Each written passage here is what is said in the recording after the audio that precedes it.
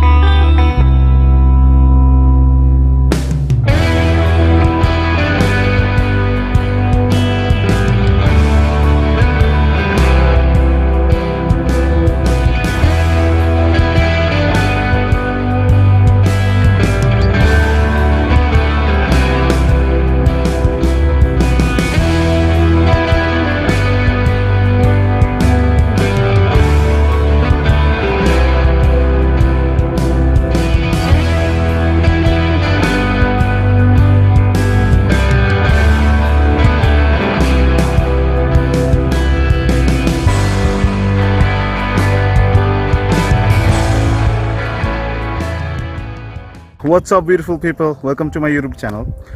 So I guess thumbnail আর background দেখে বোঝা যাওয়ার কথা যে আজকে কোন বাইক নিয়ে কথা হবে।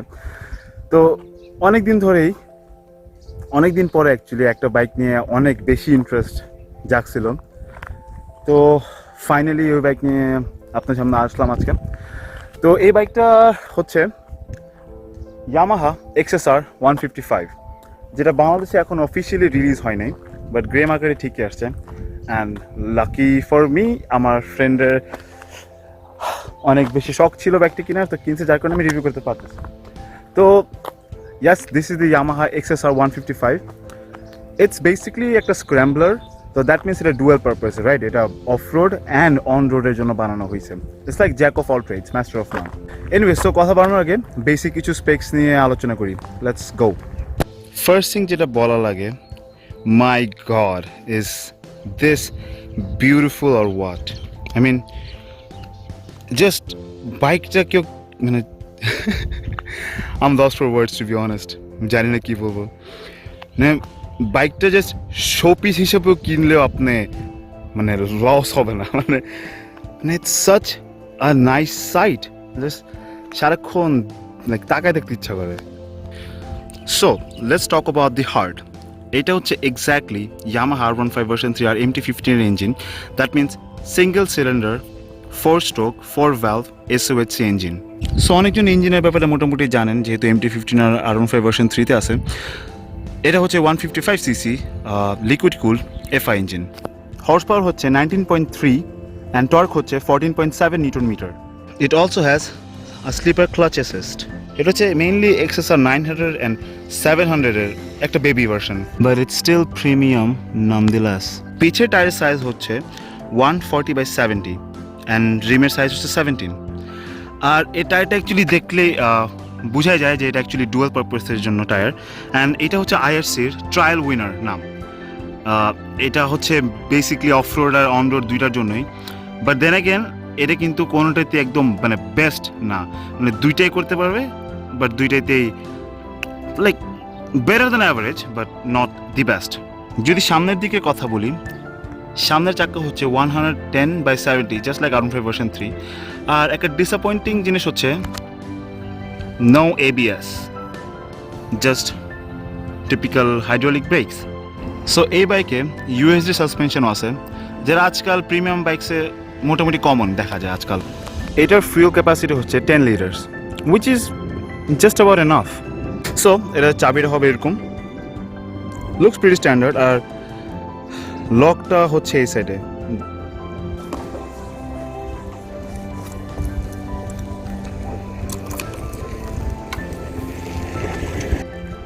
The switches are pretty tactile, but indicator আর ফ্ল্যাশ লাইটটা মনে হচ্ছে কোয়ালিটি একটু ইম্প্রোভাইজ করছে। I mean, it doesn't feel that clicky or like tactile, but horn is good. Okay, এই বাইকে সব কিছু ইউনিক, অ্যান্ড এই ইগনিশন সুইচটা ইজ নাথিং লেস। ইগনিশন সুইচটা হবে just that's it, and of করতে হইলে আলাদা কোনো সুইচ নেই, and it's so cool and practical, মানে unnecessary না, pretty nice. I really wish এখানে এত আলো থাকতো না, তাহলে অ্যাকচুয়ালি অন্ধকারে দেখাতে পারতাম যে এটার স্পিডোমিটারটা কত জোস দেখতে. Let's try. I mean পুরোটাই ডিজিটাল বাট স্টাইলটা হচ্ছে অ্যানালগের, ওল্ড স্কুল ক্লাসিকের মতো লুকস দিছে. It's fantastic. They really got that theme right. স্পিডোমিটারে টিপিক্যাল জিনিসই দেখায়, স্পিড, তারপর আরপিএম, ফিউয়েল গেজ, আর মাঝখানে হচ্ছে ঘড়ি. যদি দেখা যাচ্ছে না, মানে ক্যামেরা দেখা যাচ্ছে না, আমি খালি চোখে দেখতেছি. You have to buy my word for it. এবারকে ওয়েট হচ্ছে 135 kgs. Headlight and tail light সবই এলইডি, এগুলো সবাই জানে, তাও মেনশন করে রাখলাম. সিটও একদম মানে perfect example of classy. I mean প্রত্যেকটা ইঞ্চ একদম পারফেকশন. আই মিন ইভেন ছোট থেকে ছোট details. I mean the tail light for example, the seat, the XSR logo, everything, the mirror, সব কিছু মিলে একটা লাইক মডার্ন অ্যান্ড ক্লাসিকের একটা best collaboration I think. So মোটামুটি সব স্পেক্স বলা শেষ. আর তাছাড়া কিছু কথা আছে যেগুলো বাইক চালাতে বলবো আর টেস্ট রাইড দিতে বলবো. So let's go and test this beauty. বিসমিল্লাহির রহমানির রহিম. Let's go. ওকে, একটু চিল করা যাক. ভাই রে ভাই, ফার্স্ট থিং ফার্স্ট, আজকে অনেক বেশি গরম ভাই, অনেক বেশি গরম. মানে মেবি অনেকদিন পরে এরকম এফার্ট দিয়ে ভিডিও করতেছি দেখে এত প্যারা লাগতেছে, বাট আজকে অনেক বেশি গরম. Like I think I am gonna like pass out, মানে অজ্ঞান হয়ে যাবে, এত গরম আর এত টায়ার্ড লাগতেছে. এনিওয়েজ, তো বাইকে ফার্স্টে বসে যেটা বুঝলাম যে এটা সিটিং পজিশনটা খুবই typical scrambler, comfy, upright, nice, but I think হ্যান্ডেলটা একটু বেশি দূরে. লাইক আপরাইট ঠিক আছে, বাট হ্যান্ডেলটা একটু বেশি দূরে, মানে আরেকটু কাছে আনলে ভালো হতো. লাইক যদি হ্যান্ডেলটা সাপোজ যদি এখানে আসতো পুরো পারফেক্ট হতো, বাট এখন একটু বেশি দূরে মনে হচ্ছে. Like I have to like reach out, এরকম মনে হয়. অ্যান্ড আরেকটা জিনিস যেটা খুবই বাজে লাগতেছে, এটা হচ্ছে যে হর্নের সুইচটা, যেটা হচ্ছে এখানে. নর্মালি আমরা চালাতে অভ্যস্ত থাকি এখানে হর্ন নাই. সিবিআর তো এখানে ইন্ডিকেটর, এখানে হর্ন. এটা তো তাও না, এটা এখানে horn. Like what were they thinking? I mean come on man. I mean আরও কিছু জিনিস বলি, যেমন এটা হচ্ছে বাইকের সাথে মনে করেন 1.5-2 ঘন্টা থেকে 2.5 ঘন্টা ছিলাম, বাট এতক্ষণ থাকার পরেও কিন্তু অনেক কিছু আমি মিস করব. আমি এমন কিছু মিস করব যেটা হয়তো যারা বাইক ইউজ করে তারা খেয়াল করবে. সো আমি কিছু কথা বলি যেগুলো আমার ফ্রেন্ড আমাকে বলছে, অ্যান্ড বাইকটা যেহেতু ও অনেক দিন ধরে চালাইছে, তো ও আমার থেকে ভালো বলতে পারবে. তো লেটস গো. তো ফার্স্টলি অ্যাকর্ডিং টু হিম, এই বাইকের টায়ারটা although it's dual purpose, but ওর নাকি কর্নারিং করতে একদম কনফিডেন্স পায় না, লিন করা যায় না কনফিডেন্টলি. মানে আমার কাছে অত মনে হচ্ছে না, আমার কাছে মনে হচ্ছে লাইক মানে it's not that big of an issue. Let's see মানে কর্নারিংয়ে মানে কতটা বাজে আর ভালো. Bro, I really like can't complain. টায়ারের grip for cornering, I mean মানে আমি জানি আমি অত লিন করতেছি না, বাট আই ডোন্ট থিঙ্ক এর থেকে বেশি খুব প্রয়োজন হয় লিন করতে টিপিক্যালি, মানে আনলেস আপনি অনেক ট্র্যাকে যাইতেছেন. Dude, I think it's nice. না ম্যান, ইটস নাইস. ওহো ম্যান, দিস শিফট, মানে এ লিন অ্যাঙ্গেল থেকে যখন সোজা করছি, this shift of weight is beautiful. Weight distributionটা perfect man, nice. আমি জানতাম যে it's a good bike, but মানে এত ভালো ওয়েট ডিস্ট্রিবিউশন হবে এক্সপেক্ট করিনি, টু বি অনেস্ট. অ্যান্ড আরেকটা জিনিস, এই বাইকটা এখনও ব্রেক ইন পিরিয়ড আছে, বাইকের মাত্র 500 কিলোমিটার হয়েছে। তো এই বাইকের আমি লাইক একটা টান দিয়ে দেখাতে পারবো না যে বাইকের টর্ক কত ভালো, অথবা টপ স্পিডে অ্যাটেম্প দিতে পারবো না, যেহেতু এটা এখানে ব্রেক ইন পিরিয়ড আছে। বাট যেহেতু এটা R15 ভার্সন 3 এর ইঞ্জিন আর MT-15 ইঞ্জিন, অলদো এটা ECU-তে ডিটিউন করা, মানে R15 ভার্সন 3 মতো অত মানে পারফরমেন্স এক্সিড করবে না, but it's still the same engine, it's still the same heart after all.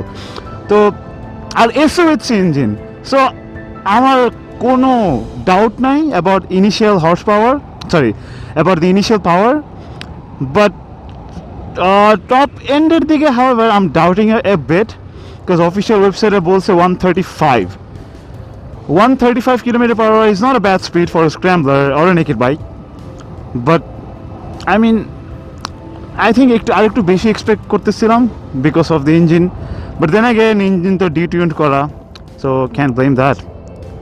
আচ্ছা, তো আরেকটা জিনিস যেটা আমি খেয়াল করছি অফ ক্যামেরা, এটা হচ্ছে the braking, and oh my god, the braking on this thing is absolutely insane. I mean, look at this.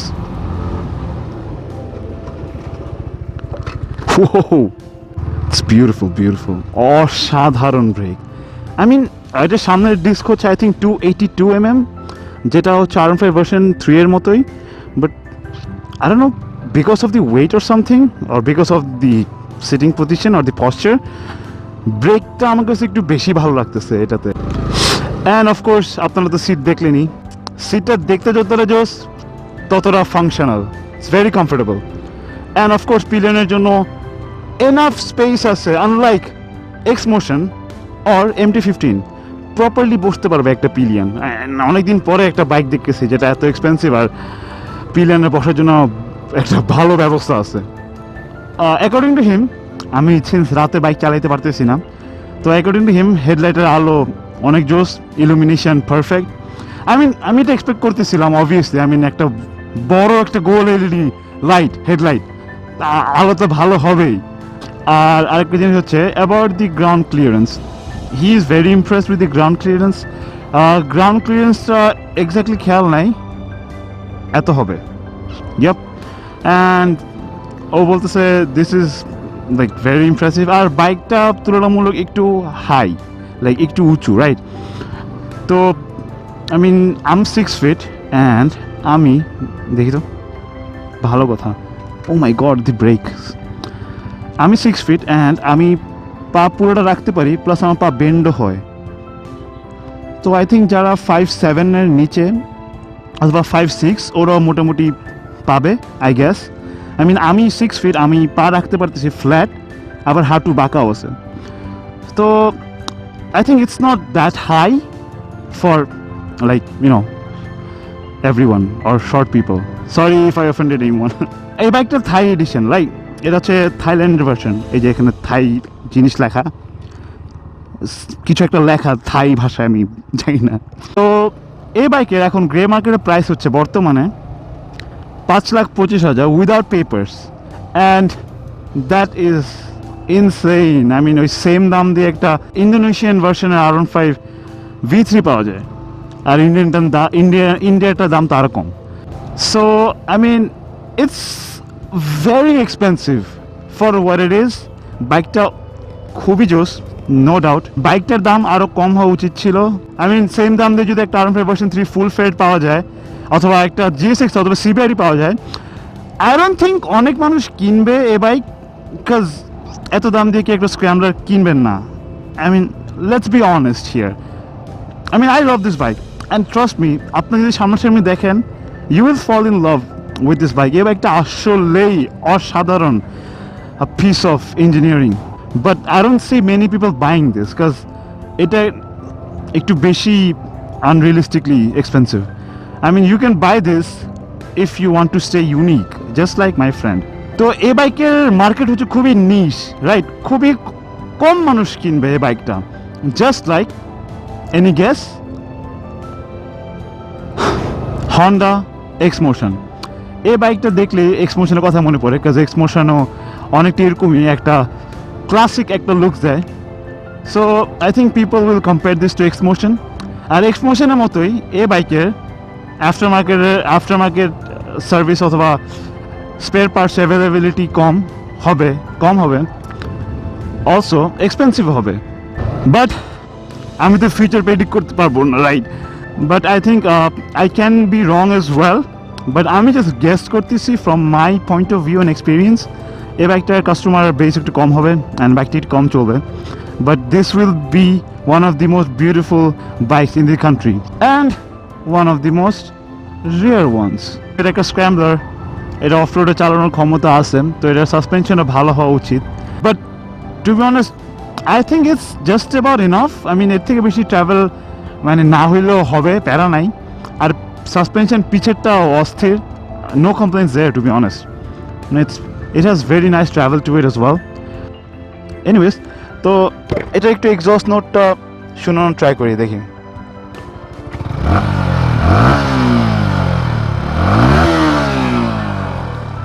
I mean, it's beautiful, but it's not very uncommon. Reminds me of R15 version 3, to be honest. It is the same engine after all.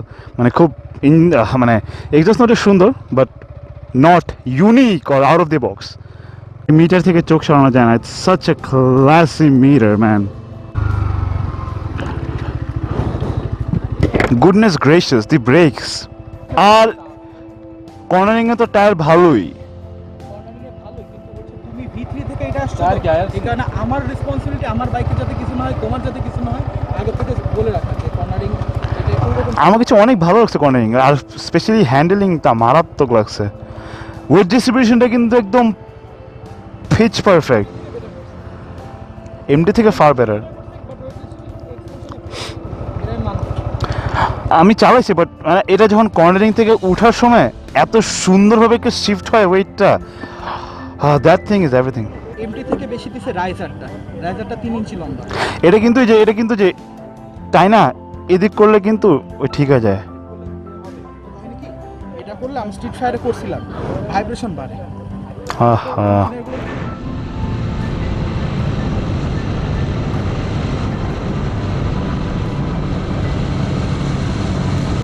Anyways guys, that's about it for this video.